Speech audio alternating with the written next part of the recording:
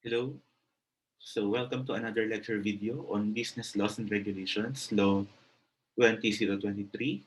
We are still we are still on a study of the revised corporation code of the Philippines. Now, for this lecture video, we will be discussing the different kinds of shares of stock and with emphasis on the delinquency seal in case the subscriber is not able to settle his or her subscription, yung kanyang uh, liability in favor of the corporation for unpaid, representing unpaid subscriptions.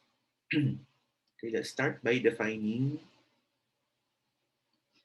shares of stock. Pag sinabi natin shares of stock, shares of stock designate the units into which the proprietary interest in a corporation is divided. So pag sinasabing shares of stock, ano siya? Imaginary, na intangible siya. Actually, for purposes of taxation, we consider shares of stock as intangible personal property. Pag sinabing intangible, siguro naman sa financial accounting, narinig na ninyo yung term na intangible. Pag sinabing intangible, ano siya, no? It does not appeal to the senses. No? You cannot see it, you cannot feel it, cannot touch it, cannot smell it, ganyan. It does not appeal to the human senses. So it only exists in contemplation of law. Sa batas, nag-exist siya. So sort of imaginary thing. Andyan, meron tayong konsepto ng shares of stock pero hindi nakikita ang shares of stock. Kasi ang shares of stock, they represent interest over a corporation. Pag sabi natin interest over a corporation, it may pertain to interest in the management or interest, yun yung voting rights, interest or economic interest then pertaining to interest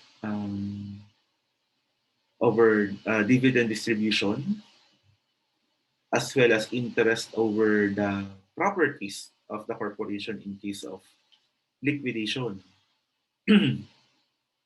So yan yung mga interest na nire-represent ng shares of stock. So kung pag may shares ka in a corporation, yun yung mga interest mo over that corporation. Since if you are a holder of shares of stock in a corporation, you are a shareholder, and since you are a shareholder, you are entitled to various rights, which is granted by, which is being represented rather by the shares of stock. So to repeat, yung mga rights na yan, yung mga interest na yan, is your interest over the management of the corporation, particularly your right to vote, or it corresponds to your right to vote in certain matters. Also, your interest over the corporation pertains to your right to receive dividends and your right to participate or receive portion of the um, consideration or the price for your share of stock upon liquidation. I-determine yung presyo ng iyong shares and then ibabayad siya sa'yo.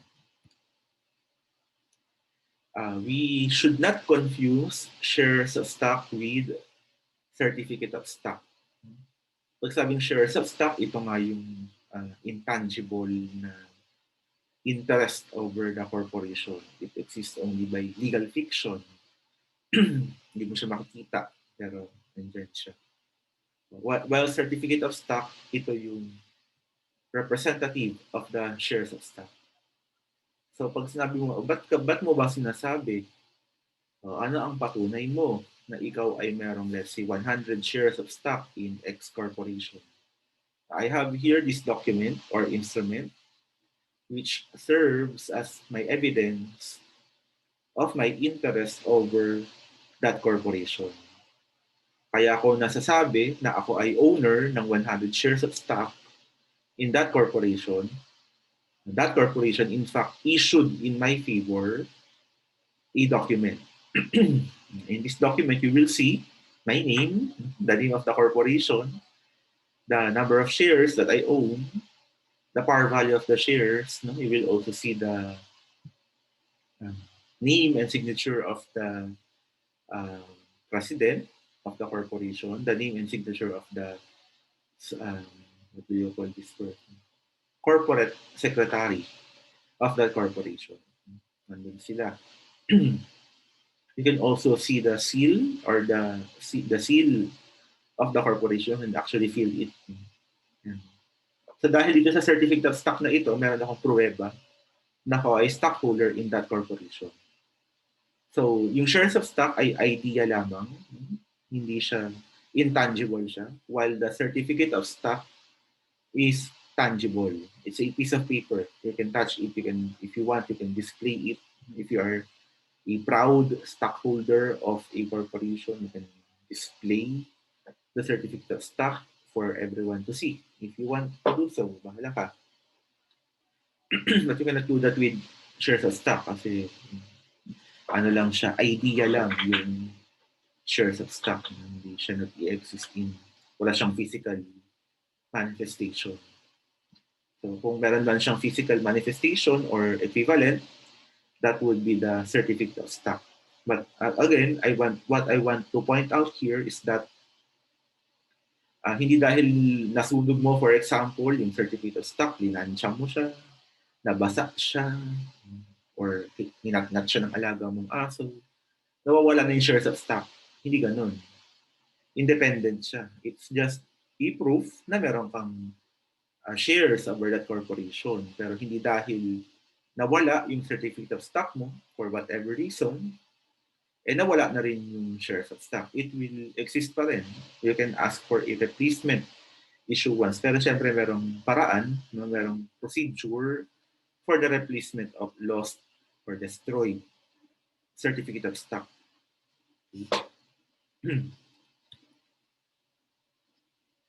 Ano ang conditions for the issuance of certificate of stock?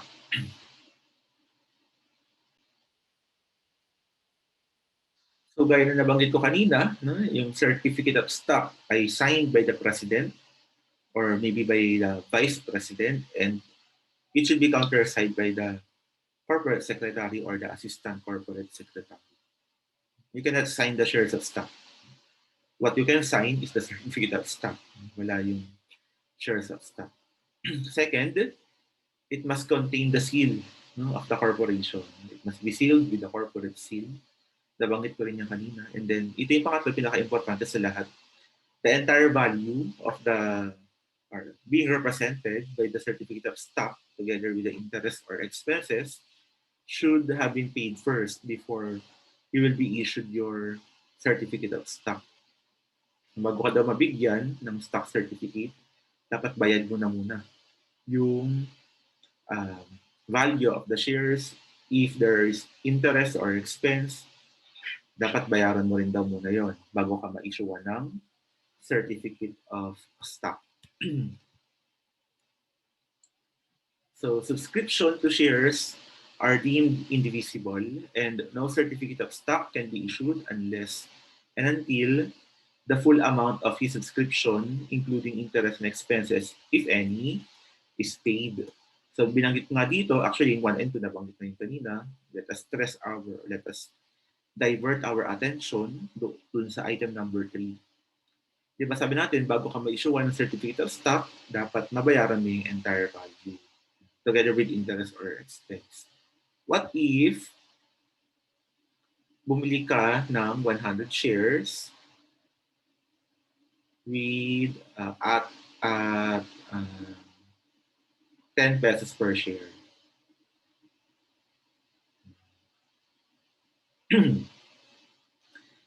So ang total niyan na utang mo ay 1,000.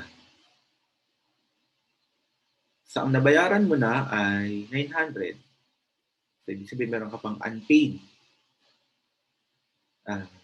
shares or subscription in the amount of 100 pesos.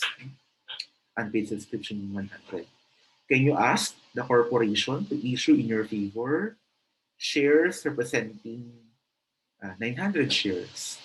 Pwede ba yun na i-insist ng subscriber na bayad naman na ako dun sa 900, dapat ma-issue na sa akin yung stock certificate representing that 900 shares that I already paid. Is that allowed? Ang sabi ng batas natin ay hindi maaari. Bakit hindi maaari? Because subscription to shares are indivisible.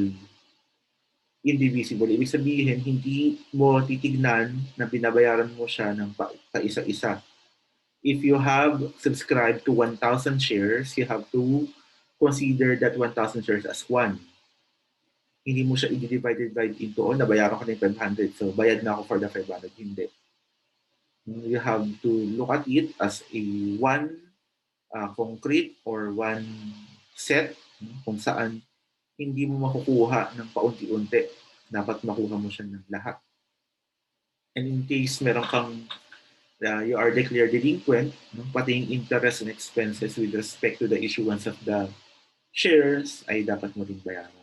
Without which, you are not considered paid. Bakit? Indivisible na siya. Since in relation to the subscription, unpaid subscription, nag-incur ng interest and expense ng corporation, you have to pay for those before you will be issued yung corresponding stock certificate. Yun yung rule natin.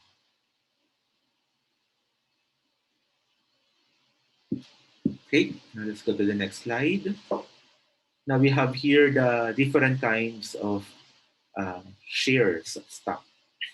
Okay, pinaka-common sa lahat, kaya tawag na common. Pinaka-common sa lahat or pinaka-kilala nating lahat, tinatawag natin common stock or ordinary shares. Common stock or ordinary shares. So these are shares which entitle its owner to an equal or pro rata division of profits, if there are any, but without any preference or advantage in that respect over any other stockholder or class of stockholder. So, yung common stock or ordinary shares, meron siyang basic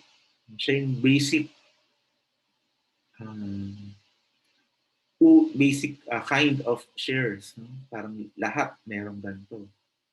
Hindi pwedeng, meron tayong rule during our introduction, hindi pwedeng corporation ay mag-issue ng shares na walang complete rights. So dapat merong complete voting rights rather.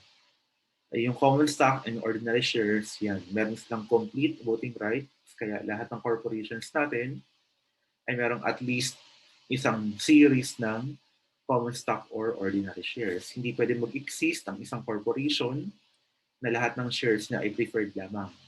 Wala siyang ini-issue na ordinary shares. Kasi if you think about it, parang meron tayong saying ako na encounter before eh. If everyone is special, no one is. Diba? Kung pag-iisipan mo siya ng malalim, parang totoo naman. If we consider everyone as special, lahat tayo ay special, edi walang special sa atin. Kasi lahat naman pala tayo special eh. Parang tayo naging special if all of us ay special. Pag special ka, meron kang advantage over the others or you possess something which is not possessed by another person within that group or within that within the identified individuals or group of persons. So, kung sasabihin mo na itong corporation lahat ay preferred shares, walang kwenta yun. Kasi nagiging preferred na naman siya kasi meron siyang preference over the other shares na hindi na-experience or hindi na-enjoy ng other shares, which is, yun nga, common stock or ordinary shares, they do not have any preference or advantage over the other set or classification of shares.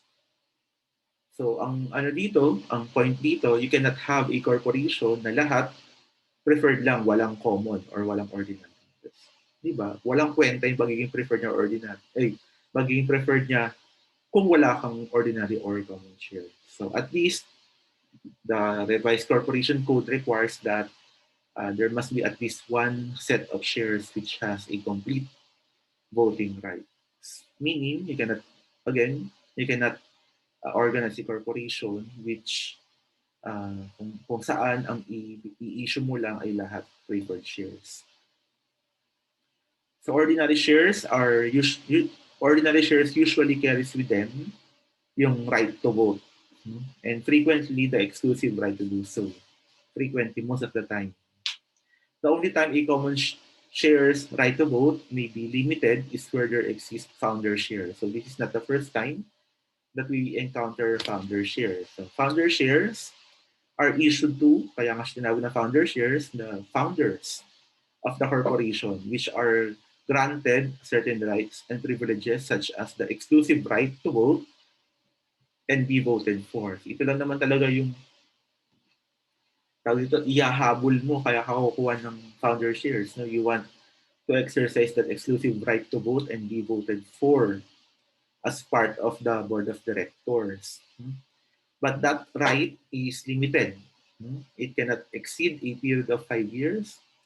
So dapat kapag na-issue na yung founder shares, dapat ma-exercise na agad ng mga holders ng founder shares yung rights nila, yung, yung exclusive right nila to vote and be voted for.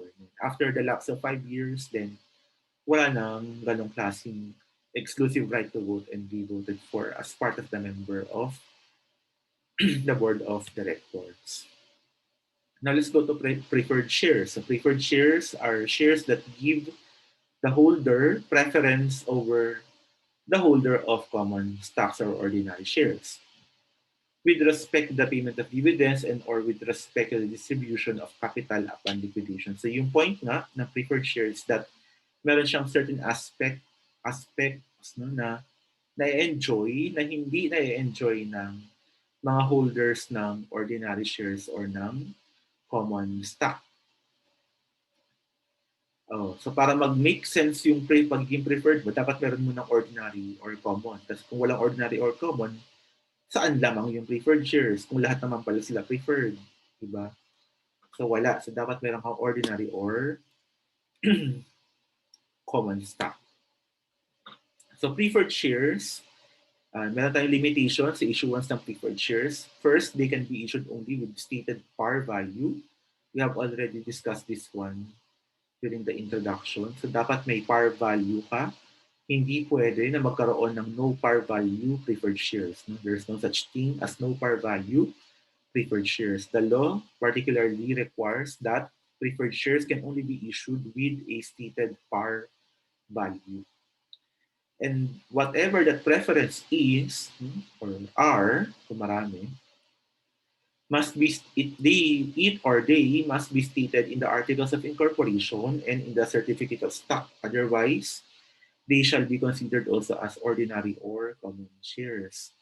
So kung meron ka mang preference, preferred shares, dapat i-identify mo kung bakit siya preferred. Anong meron itong preferred shares na wala yung ordinary? Kung ano man yung mga yun, you have to indicate that in the articles of incorporation and in the stock certificate. So kung sinasabi mo, preferred siya over dividend, so you have to include that in the articles of incorporation.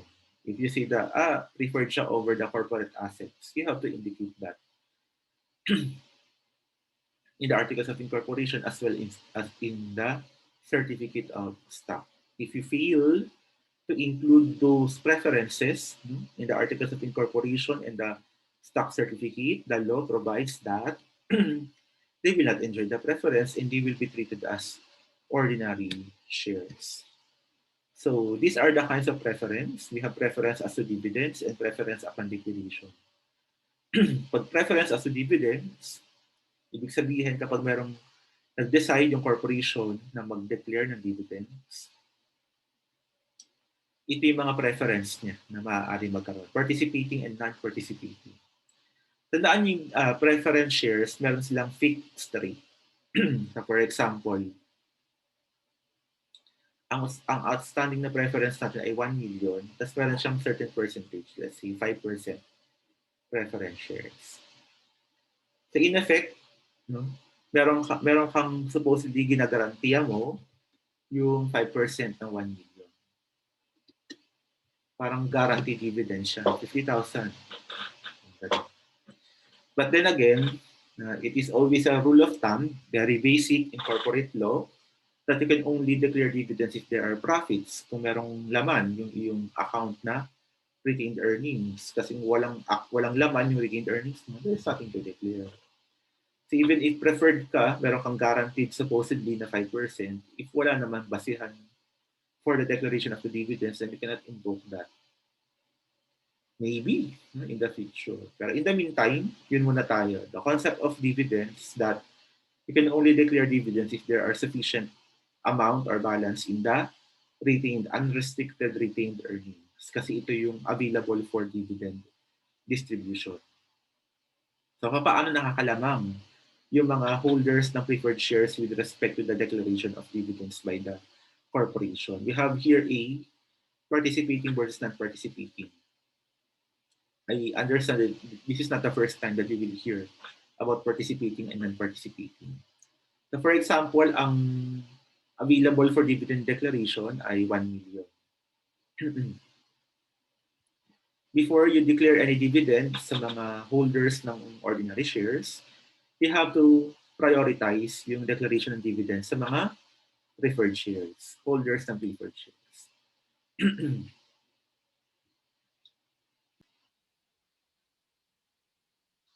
So in our example, since meron 1 million na outstanding preferred shares at meron silang guaranteed na 5% para siyang interest, mauuna yung mga yan. So minus na pala yun. Minus 50,000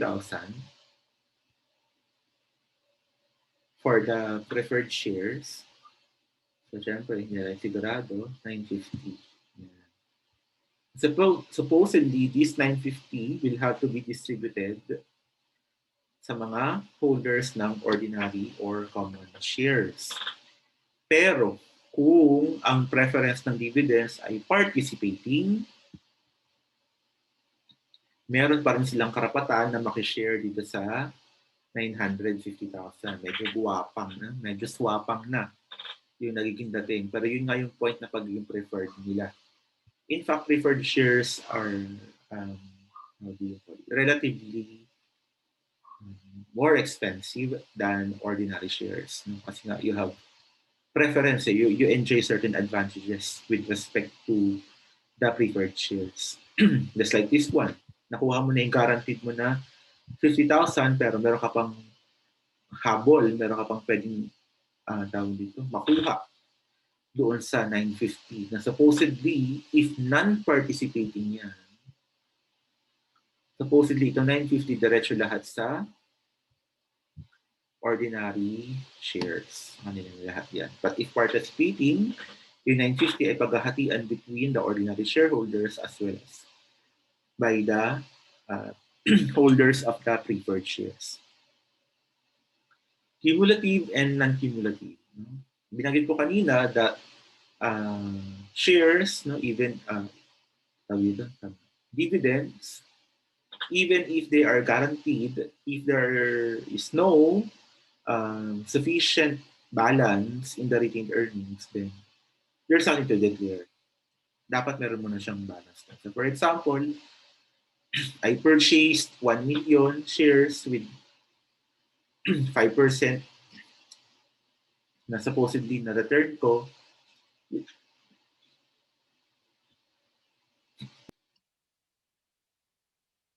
Okay, pasensya na kung may portion ng pag-ubo ko na videohan. Anyway, let's go back to cumulative and non-cumulative. Yung dividends, although supposedly they are guaranteed kung preferred ka, base pa rin yan kung meron bang balance yung unrestricted retained earnings or wala. In case wala, then don't expect that the corporation will declare dividends kasi walang basihan for the issuance of the dividends. Diba? Alam niyo naman sa accounting, pag nag-declare ka ng dividends, debit retained earnings. Kung walang balance yung retained earnings mo, ano, i-debit mo. Di ba? Para makapag-credit ka ng dividends payable. Wala. So, it's not possible. Pero, ito na, dito na papasok yung pagiging preferred mo as to dividends. Pero, kung cumulative yung preference mo, you can ask the corporation to issue dividends in your favor representing unpaid dividends in the past. Yun yung feature ng pagiging cumulative preferred shares. And obviously, non-cumulative, any dividends which were not declared in the past can no longer be recovered from the corporation. Wala na. If walang dividend ngayon, then in the future, kung meron man, yun lang ang pwede mong hingin or habulin sa corporation, yung current dividends lang. But for cumulative, yung current dividends mo and yung past dividends mo na unpaid, ay pwede mong singilin sa corporation. So there can be combinations here. No? Preferred shares may be participating and cumulative, participating but not cumulative, non-participating cumulative, non-participating non-cumulative. Pero yung pagiging non-participating non-cumulative, parang wala naman masyadong kwenta yung pagiging preferred. Maaaring meron pa rin pag nag-fall ka sa number 2. If your preference is upon liquidation, doon mo palang mararamdaman yung pagiging preferred mo kapag mag-liquidate na yung corporation. Ibig sabihin, at the time that the corporation decides to terminate its existence, or for whatever reason, it has to undergo the process of liquidation. Pag sinabing liquidation, kino-convert natin yung non-cash assets ng corporation into cash, and then babayaran yung mga creditors, and then pag may mga naiwan pa, ibayad natin sa mga stockholders. Doon papasok yung preference mo. If you have preference upon liquidation, then as a holder of that preferred shares, uunahin ka munang bayaran bago magbayad sa mga holders ng ordinary shares. In which case, kung napunta sa'yo lahat, masatisfy lahat ng claims mo or share, yung value ng shares mo upon liquidation, at wala na naiwan na pera para bayaran yung mga ordinary shares, then wala na. Yun yung point na pagiging preferred shareholder mo, na you have preference over the assets of the corporation upon liquidation. Yun yung point. Okay? Tandaan, may dalawang uri ng maaaring magkaroon ng preference ang mga holders ng preferred shares.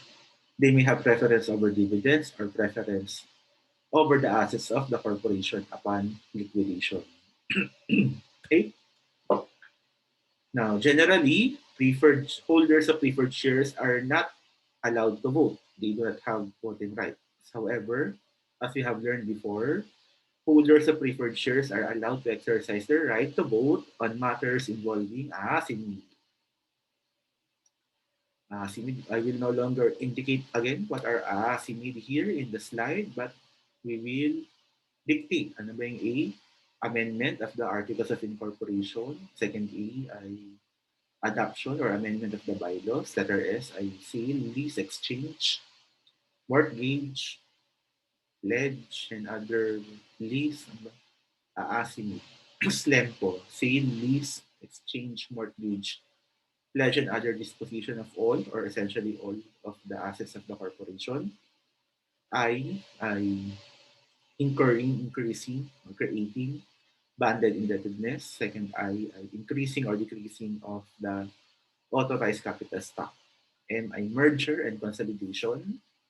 I, yung pangatlong I na natin, investment of the funds of the corporation to another corporation or for a purpose other than what is stated in the Articles of Incorporation. And the third D ay dissolution of the corporation. Now we go to another topic. We compare par and no par value shares. So par value shares are those, actually na-discuss ko na ito before, whose values are fixed in the Articles of Incorporation and shown on the stock certificate. So parang alam mo yung value ng bawat isang share.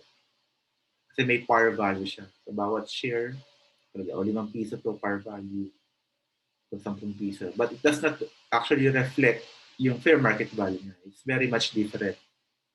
Fair market value is very much different from par value as well as from book value. Iba yun. Yung par value, fixed yan. Nakalagay fixed. Once you indicated in the Articles of Incorporation the par value, then it stays that way. And it will be shown in the stock certificate. Dapat nakalagay sa stock certificate kung magkano ba yung par value ng shares na yan. The par value is the minimum subscription or the original issue price of the shares. It is the minimum subscription, ibig sabihin you cannot go below the par value. So kung bibili ako for example ng 1,000 shares, 100 each, dapat ang consideration na 100,000. Cannot go below that. Bawal yun. If shares are sold at less than par value, the shares are considered watered. So any shares of stock which is sold below the par value is considered watered stock. And the stockholders will remain liable for the difference of the par value and the amount paid therefore. So kahit sabihin niya pa na hindi ganito yung napag-usapan namin eh. Ang par value sent 100,000 pero 90,000 lang babayaran ko for the subscription. Kahit na meron pang agreement to that point or to that to that kind or to that effect, the corporation can still run after the difference because the issuance of water stocks is not allowed here in the Philippines. So pwedeng habulin yung kulang over the par value. So on the other hand, no par value shares are those whose issued price are not stated in the stock certificate, but they may be fixed in the Articles of Incorporation. Stated value. Wala siyang par value. Or by the Board of Directors when so authorized by the Articles of Incorporation or by the bylaws. No? Or in the absence thereof, yung value ng no par value shares should be determined by the stockholders themselves.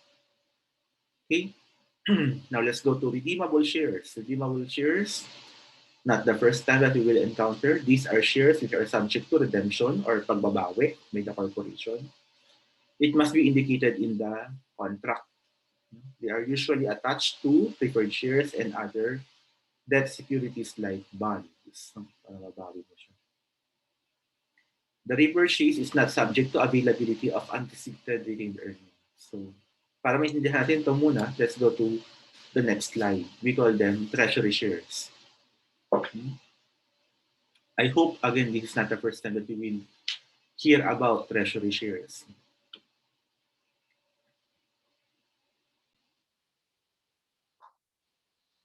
So, when we see treasury shares, these are shares which have been issued, previously issued, and fully paid for.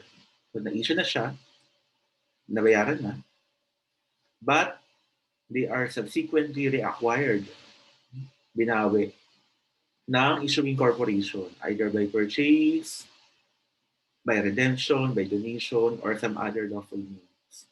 Subsequently, the corporation can reissue the shares or sell them, or they may even declare them as property dividends, or pwedeng i-retire. Hindi na ilagay dito. Pwede nang i-retire yung shares na yan. Cancel na siya. Okay. So the treasury shares, although they have been paid for already, they do not form part of the outstanding shares and therefore they do not have the right to vote and receive dividends. As long as the shares remain in the treasury, then wala siyang karapatang bumoto or iboto. At wala rin siyang karapatan na makatanggap ng dividendo. Okay. meron tayong legal requirement under the law, under the Revised Corporation Code, kapag nagre-reacquire yung corporation ng shares niya, and it will form part of the treasury shares, then meron siyang kailangan gawin. Kailangan niyang gawin, kailangan niyang mag-set aside ng portion ng kanyang unrestricted retained earnings. So, ibig sabihin, since i-set aside niya, from unrestricted, ililipat niya ngayon yun to restricted. From unappropriated, ililipat niya ngayon to appropriated. Yung cost nung equivalent to the cost of the treasury shares. So for example, may shares na issue na before, fully paid na, then in-acquire niya for 10 pesos. Kung 1,000 yun, so 10,000. Yung acquisition cost. So treasury na ngayon at cost yung recording mo. 10,000 yung cost ng treasury shares. Kailangan mo ngayon pumunta sa stockholders' equity and then you look at the amount of the unrestricted retained earnings. Tinignan mo, meron 900,000, then ang gagawin mo, you have to reallocate or reclassify portion of that unrestricted retained earnings to restricted retained earnings, representing the cost or equivalent to the cost of the treasury shares which you acquired. Meaning, if at the time that the corporation intends to reacquire its shares by way of purchase, then and it discovered that it does not have enough or sufficient unrestricted retained earnings para ipantay niya or isapak niya, i-set aside niya katumbas ng cost ng treasury shares, walang sapat na balancing retained earnings niya, then hindi niya pwedeng i-reacquire yung shares by way of purchase. Maaring donation, pwede yun. Pero by purchase, hindi pwede. So again, ang point, kapag quote-unquote binabawi, kapag binabawi na ng corporation, yung shares na na-issue nila before, kailangan meron siyang sufficient na retained earnings before he may do it, yung pag-reacquire na yan. It is illegal requirement. Pero, kung ang binabawi mo ay redeemable shares, kasi nag-work siya similar to tawag dito, reacquisition of treasury shares, di ba? Na-issue mo na siya before, binabawi mo siya. Yung treasury, concept ng treasury. Pero by its very nature, ang redeemable shares ay issue mo na, pero mababawi mo siya, mariredeem mo siya. Diba? These are subject to redemption, babawiin ng corporation niya. And it must be indicated in the contract. Ang special dito, the repurchase is not subject to the availability of unrestricted retained earnings. Unlike doon sa treasury shares, bago mo mabawi yung regular na shares at mag-form part ng treasury, you have to look at the unrestricted retained earnings. Kung wala, then hindi ka makakapag-reacquire by purchase.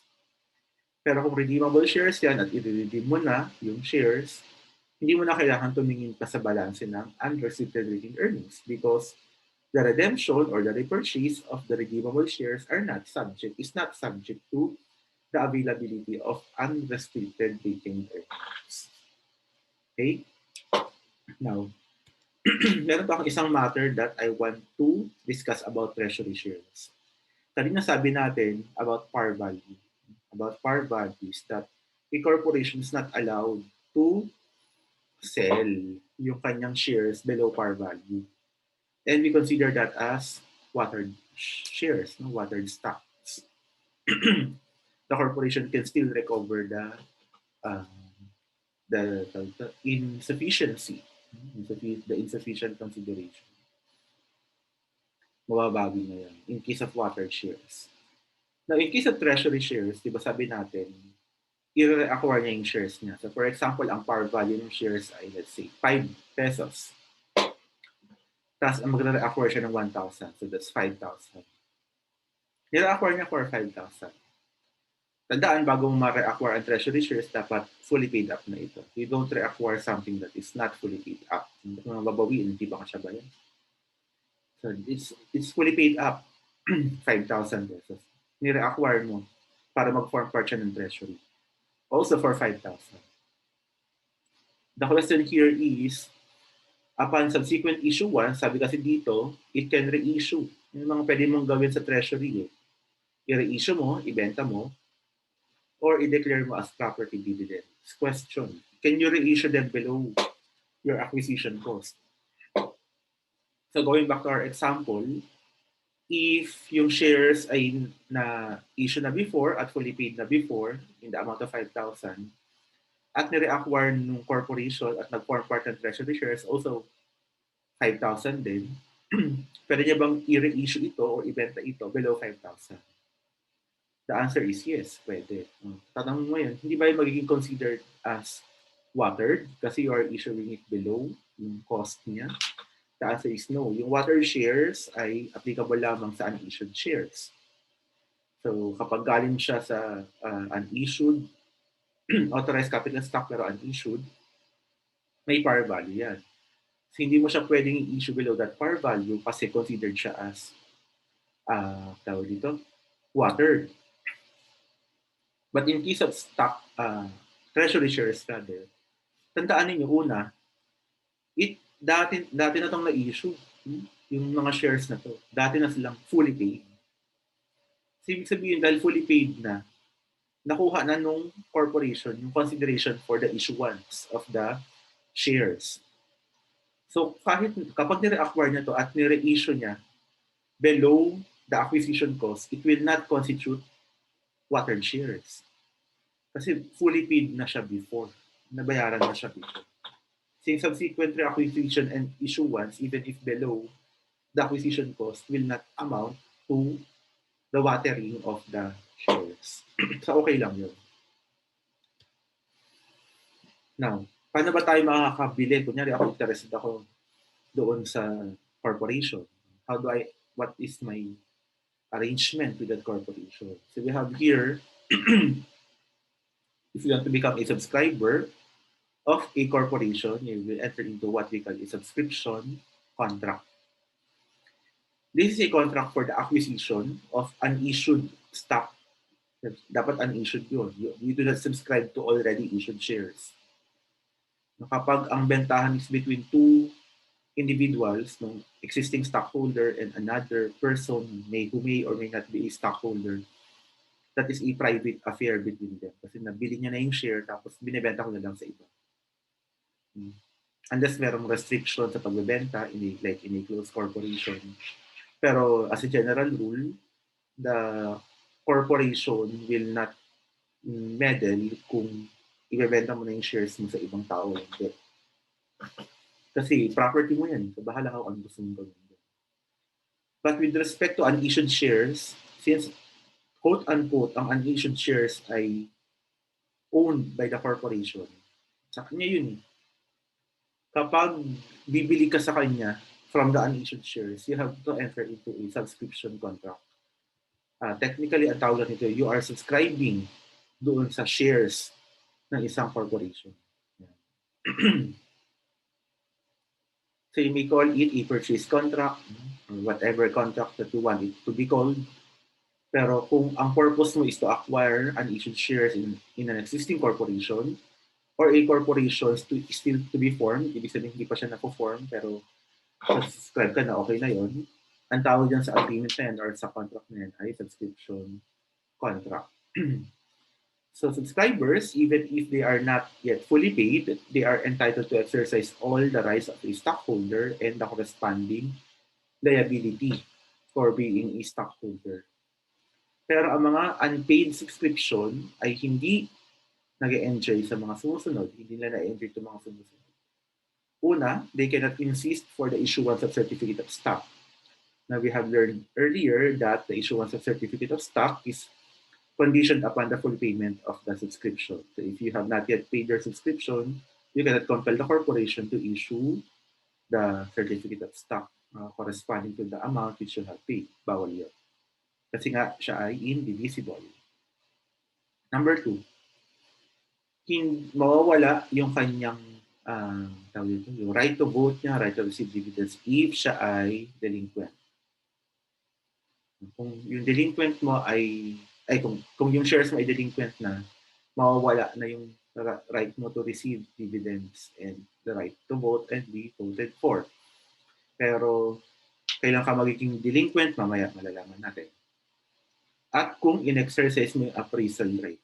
This is not the first time that we will talk about appraisal right. When we say appraisal right, ito yung right ng stockholder na tumanggi sa mga corporate decisions, ayaw niya doon sa decision. So he or she has to enter a no vote, a negative vote. Sinasabi niya na hindi ko gusto tong decision na ito. Doon ako sa I'm against this decision, this proposal. And kailangan niya mag-demand na for the corporation to inform niya yung corporation na he or she is exercising his or her appraisal right and for the corporation to determine the value of his or her shares tas bayaran mo sa kanya. Kasi ayaw niya ngayong nangyayari na doon sa corporation. Hindi siya attuned doon sa decision making na nagaganap within the organization. So again, subscribers, they are still entitled sa lahat ng karapatan ng stockholders. Pero hindi nila pwedeng i-insist ang issuance ng certificate of stock. Hindi sila pwedeng mag-exercise ng right if they are already declared delinquent or if they have already exercised their appraisal right. So we have here delinquency. Delinquency, no? A subscription to shares of stock becomes delinquent if there is no payment made on the balance of all or any portion of the subscription within 30 days on the date or dates fixed in the contract of subscription without need of a call or on the date specified by the board of directors pursuant to a call. So, di ba sabi natin dito, meron kang subscription contract. Ito yung kontrata mo for the acquisition for the purchase of an issued stock. So, you can indicate in that contract kung kailan mo dapat bayaran. So, for example, nakalagay doon, you have to fully pay your subscription on or before, let's say, July. So, lagay mo doon, July 31, 2021. Yung nakalagay. So, pag dumating yung July 31, 2021, and then nag-lapse yung 30 days, without that subscriber fully paying yung subscription price, then consider na siya as delinquent. Without need of a call. Basta naka-indicate na mismo doon sa subscription agreement or subscription contract na dapat bayad mo na to on or before July 31, 2021. Sa pag dumating yung petsa na yan, bibilang lang ng 30 days at hindi ka pa rin nakapagbayad, delinquent ka na. Don't expect that magkakaroon pa ng second call. What if you fail to indicate? Walang nakalagay dun sa subscription contract about date of payment. Hindi nakalagay. So, kailan siya magsimulang maging delinquent? Saan ka magbibilang nung 30 days mo? Sa board of directors, magkakaroon siya ng tinatawag na call. Ano yung call? Call for the payment of the unpaid subscription. So, hanggat hindi nangyayari yung call na yan, wala kang bibilangin na 30 days. Pero dapat, look out ng board of directors. Diba? Kasi interested dapat sila in the full payment of the subscription. In any case, kung yun nga, kung wala petsa, the board of directors should call for the payment. Sasabihin nila, oh, you have to pay for it on July 31, 2020. That's the date specified by the board. Ngayon, pursuant to a call. Ngayon, pag dumating yung July 31, you count 30 days from July 31 because that is the date specified by the board of directors. Then, tumakbo yung 30 days without you paying the unpaid portion of the subscription, then your shares should be declared as or considered as delinquent. Again, may dalawang paraan para maging delinquent ang shares. Una, Pag lumipas ang 30 araw after nung date specified in the subscription contract or lumipas ang 30 araw after lumipas ang 30 after nung petsa na dineclare ng Board of Directors pursuant to a call. Yung unang pagkakataon doon sa subscription contract, it does not require a call from the Board of Directors because the date is already indicated in the subscription agreement or subscription contract. So what is the effect of the delinquency? The stockholder immediately loses the right to vote and be voted for or be represented in any meeting, as well as the rights pertaining to a stockholder except the right to receive dividends. So ito na lang may iiwan sa kanya. Yung right to receive dividends. Nakakatanggap pa rin siya ng dividends. Paano mangyayari yun? In case ang dinideclare na dividend ay cash dividend, it will be applied to the unpaid balance of the subscription plus cost and expense. So kung meron siyang dividend, hindi niya matatanggap, hindi niya makukuha. Entitled siya, pero hindi mo ibabayad sa kanya. Anong gagawin mo? I-apply mo dun sa utang niya para lumiit yung utang niya, bawasan yung utang niya. Or, if ang i-declare ng corporation ay stock dividends, ang gagawin ng corporation is to withhold yung issuance ng stock dividends until mabayaran niya yung kanyang subscription in full. Okay, sa pag cash dividend, a-apply mo dun sa unpaid balance. Kapag stock dividends, withhold mo yung issuance ng stock dividends. So anong gagawin ng corporation para makuha niya yung unpaid portion or yung unpaid subscription ng mga delinquent shares? Pwede siyang tinatawag na board action, meron tayong i-discuss mamaya, or kasuhan mo sa korte, collection case in court. Doon tayo sa board action. Ay, hindi pa ito yun. Failure or refusal of the board to enforce or collect payment of the unpaid subscription will not prevent the creditors or the receiver of the corporation to institute a court action or to collect the unpaid portion. So kung ayaw ng board of directors na i-enforce yung karapatan ng corporation na ma-recover yung unpaid subscription, hindi dahil na ginawa, mawawala ng karapatan yung creditor. Pwede pa rin. Sila na lang yung magko-collect doon sa unpaid subscription or yung receiver if the board of directors will refuse or fail to collect or enforce the unpaid subscription. So how do we conduct the delinquency scene? First, you determine the amount to be paid.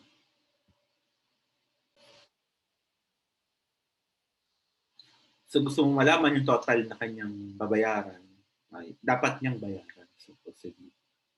Sing balance yung kanyang subscription, yung portion na hindi niya nabayaran. So for example, 10,000 yung subscription niya, nabayaran niya yung 9,000, so yung balance is 1. So merong interest, and then cost of advertisement, kasi ipapublish mo to, i-announce mo ng merong for sale na delinquent shares. And then yung expenses of the sale. Siyempre may gastos kayo for the conduct of the public auction sale. Sa'yo mo na yung kukumitin mo. So for example, 1,000 to 1K, ito 500, kunyari lang. Ito 100, ito 100. So ang utang niya ay 1,700. Ito yung kulang, yung utang niya sa korporasyon. Kasi papabid mo na. For example, ang shares niya ay, yung shares niya, hindi ko na alam, 1,000 na lang. 10,000. Hindi, 1,000. 1,000.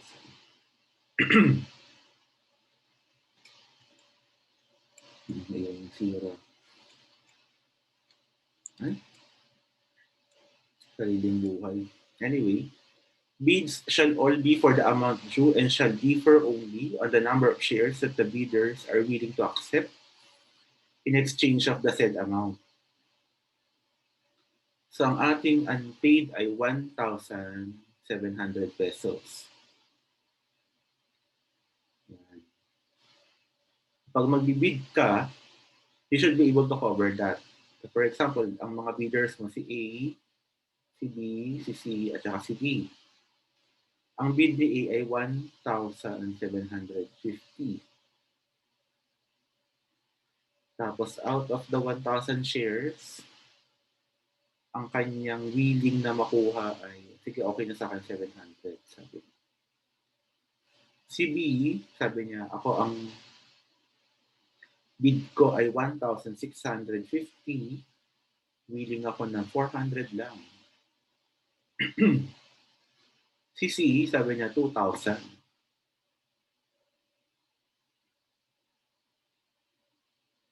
Willing ako na 800 lang. Si D ay magbibid daw ng 1,800. At ang shares ko ay 1,700. Ang shares ko ay 1,000. Lahat gusto. Una sa lahat, sinong consider as highest bidder dito? Si B ay tanggal na.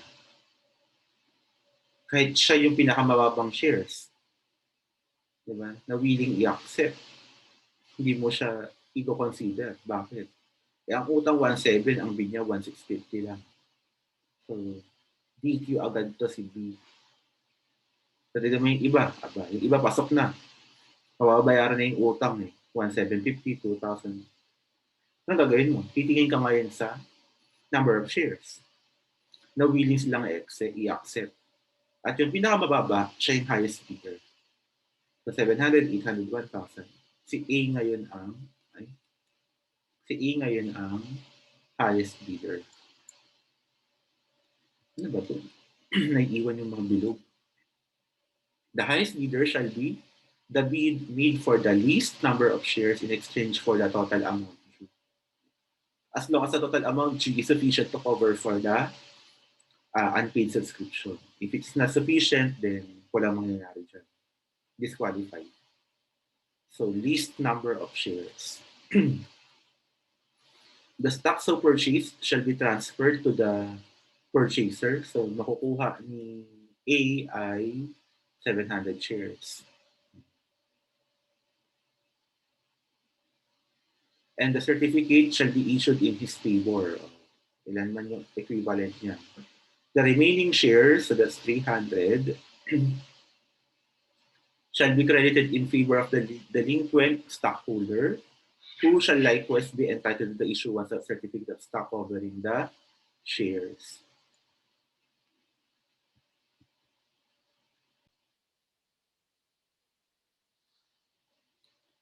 And then I think this is the last slide.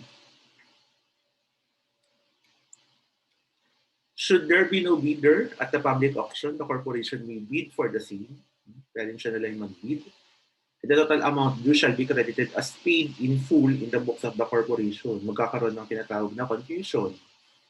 Hindi niya pwedeng singilin yung sarili niya. Siya yung debtor and creditor at the same time. So, extinguish na yung obligation by way of confusion. Title to all the shares of stock covered with the subscription shall be vested in the corporation and it will be considered as treasury shares kasi it's by way of reacquisition. Shares which are issued by the corporation. So, ituturing mo siya ngayon as treasury shares. Okay? So that's it. Thank you for listening to this lecture video and see you in the future lecture videos. So if you have questions regarding anything that I have mentioned here, you can type them in the comment box, or if you are shy, you can send a message to our private MS Teams classroom. See you on the next lecture video. Bye.